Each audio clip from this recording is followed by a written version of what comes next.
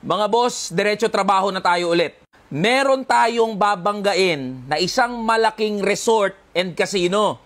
Ang pinatutungkulan natin dito mga boss ay yung Han Resort and Casino sa may Pampanga. Kwento ko sa inyo kung bakit mga boss. Ngayong taon, 2025, yung mga manggagawa ng Han Resort and Casino ay nagdesisyon na bumuo ng sarili nilang samahan o union. Yung dahilan kung bakit sila bumuo ng union, una, para maproteksyonan yung kanilang mga karapatan. Pangalawa, matiyak yung kanilang security of tenure. Pangatlo, magkaroon sila ng mga dagdag na benepisyo na natatanggap nila mula sa kumpanya. Itong ginawa ng mga manggagawa na pagbubuo ng union, sang-ayon sa nakasulat sa Saligang Batas, Article 3, Section 8, na karapatan at kalayaan ng mga manggagawa na bumuo ng kanyang union at organisahin ang kanyang sarili.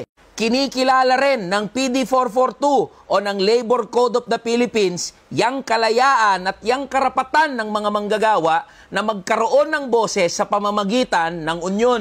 Ngayon, sa halip na kilalanin ng putang inang resort na yan, yung karapatan ng mga manggagawa na nakasulat mismo sa Saligang Batas at sa Labor Code. Ang ginawa ng management, pinagtripan yung presidente ng union, sinampahan ng mga gawa-gawang kaso hanggang tuluyang matanggal sa kumpanya. Ganito ang kalagayan ng mga manggagawa dito sa bansa natin, mga boss. Na kapag giniit mo, pinaglaban mo yung karapatan mo na nakasulat naman sa mga batas natin, ang gagawin sa'yo ng mga kumpanya, pagtitripan ka, pag-iinitan ka, hanggang matanggal ka sa trabaho. Simple lang naman ang dahilan ng mga manggagawa kung bakit sila nagbubuo ng kanilang mga samahan o mga union.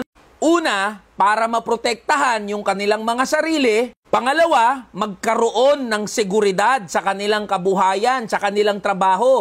Pangatlo, at additional na nga lang yan magkaroon sila ng mga benepisyo, kahit kakaunti lang, na deserve naman ng mga manggagawa. Ngayon, sa Department of Labor and Employment, kapag napatunayan namin na nakikipagsabwatan, nakikipagkuntsabahan kayo dyan sa Han Resort and Casino, antayin nyo na makaupo kami doon sa loob ng Kongreso. Ipapatawag namin kayo, pagpapaliwanagin namin kayo, at sure ako, papanagutin namin kayo.